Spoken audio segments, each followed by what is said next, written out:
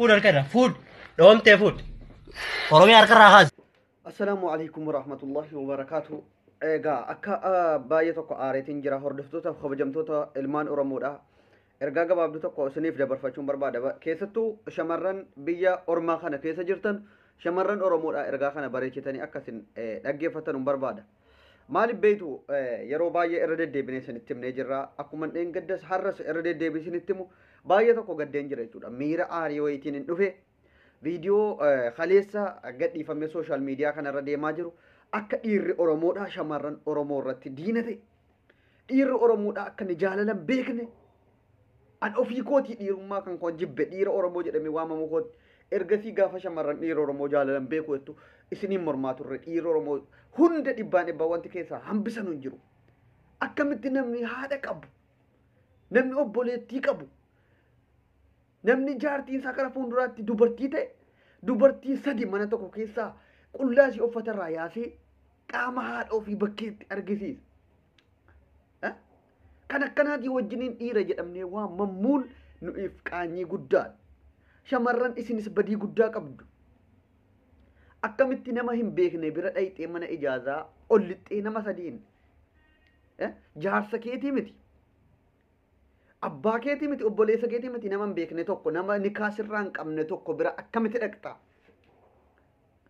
Sanuu dhiira Oromoo birrii malee jaalala hin beekne bira maal gochuudha dhaqxeetiyyuu waan takka addunyaa kanarratti ilmaan Oromoo irra gahee hin beekne Oromoo irratti gaafa raawwatamu arguun nuti ilmaan Oromoodhaa gadda guddaatu nutti dhaga'ama jechuudha.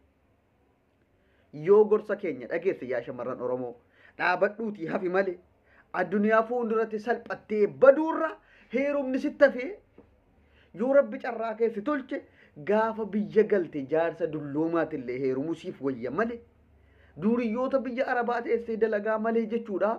Mana ijaazaatti si waamtee yoo birrii sirraa dhabdee uffata sirraa yaaftee akkasitti qullaa kan kee qaama saalaa kan kee viidiyoo si waraabdee ittiin doorsiftu bira hin deemin. Sanuu biyya rasuulli rabbii keessatti awwaalaman keessatti inti jedhan keessatti waan akkanaa dalagdu Suudi Arabiyaa keessatti. Yaa shamarran Oromoodhaa dhiirri Oromoo bineensa hundi walitti qaba. Irraa fagaadhaa garaan na gubate gaafa shamarran akkasitti qullaansii gadi baafamtu. Hedduu tokkoon of jibba. Yoo ofii jette gorsin isiniif qabu yaa ilmaan Oromoodhaa irra deddeebine isin gorsina. Isin wal saaxiluu malee wal kabaluu malee wal kabajuu maaliif wallaaltanii? Mee saba biraarraa baradhaa waggaa meeqa sooshaal miidiyaa fayyadamne? Saba biraatii qanii tokko shamarran jaraa fidee suuraa qullaa miti. Waanuma uffata hin taaneen jirtu iccitiisiillee waanuma badaa tokko fidee gadhiise ilaala.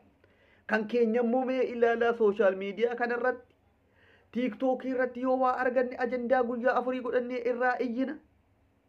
Feesbuukii irratti yoo waa arganne wal saaxiluudhaaf fiigna. Footooshooppii walirratti goone sababa siyaasaa qofittiidhaaf wal balleessaa oolla. Kun nu'iif Oromummaa keenyaaf kabaja guddaadha moo xiqqeenyare?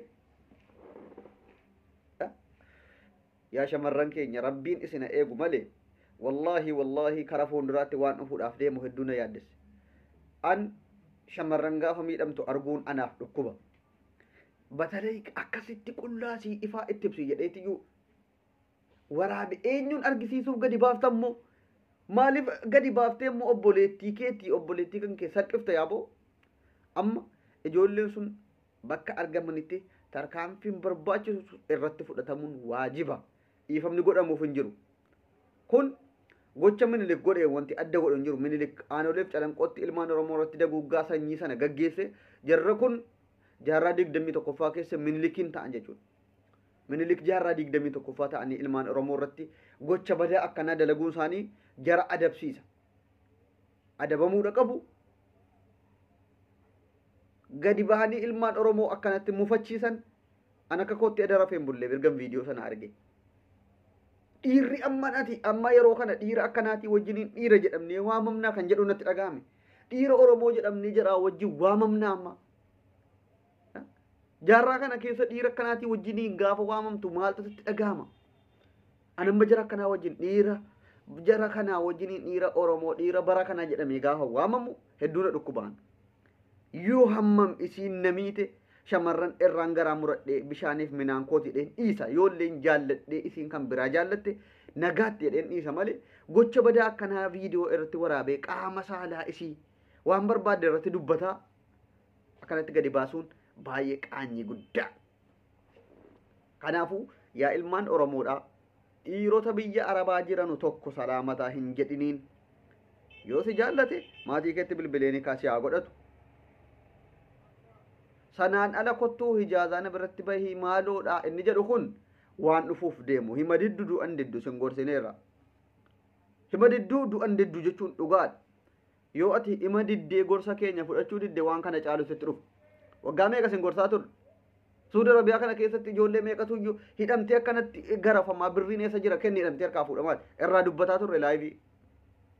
Nun dhageessanu hin bahinaa birrii keessaniif jecha gaafa birrii isin harkaa dhaban isin hidhanii waan barbaadan viidiyoon isin sodaachisanii gaafa ji'a guute birrii ittiin si gaafachuuf jennee gaggaafataa turre. Har'a kanaannoo dhuftan jechuudha maqaa nu balleessuudhaaf. Hedduu nama dhukkuba. Hedduu nama dhukkuba. Irraa of eegaa dhiirri Oromoo bineensa. Dhiirri Oromoo bineensa. Wal saaxiluu malee takkaa isiidhaan wal kabajuu. Ilmaanumti Oromoo isin bineensa moo kan akka bineensaatti wal adamsitanii iccitii waliitiif waan wal qaanyeessu qofitti dalaguuf fiidan. Qaanfannee boosinii wajjin Oromummaa kana. Of ta'a. Nama saaxiluu hin fiigin guddina namaa hin jibbin. Sababa kaan irraa baradhu saba kaan caallan jedhin baay'inaan malee wanta itti caaltu hin jiru. Baay'inni jaldeessaaf homaan goone jechuudha. Homaadhaan baay'atanii ture jechuudha. Otuu baay'inni bu'aa qabe Oromoon haga kanan gabroomu wallaalummaa keenya wal xiqqeessuu keenya tokko kana gabrummaa jala nu tursiisee bade. Hamma yoomitti wal xiqqeessaa oolla nuti. Hamma yoomitti isa biyyi ta'an. Hamma yoomitti iccitii shamarranii barbaadaa oolla. Akkamitti iccitii obboleewwan keenyaa barbaadaa oolla nuti. Nagaan tura galatoomaa subscribe godhaatiin hordofaa.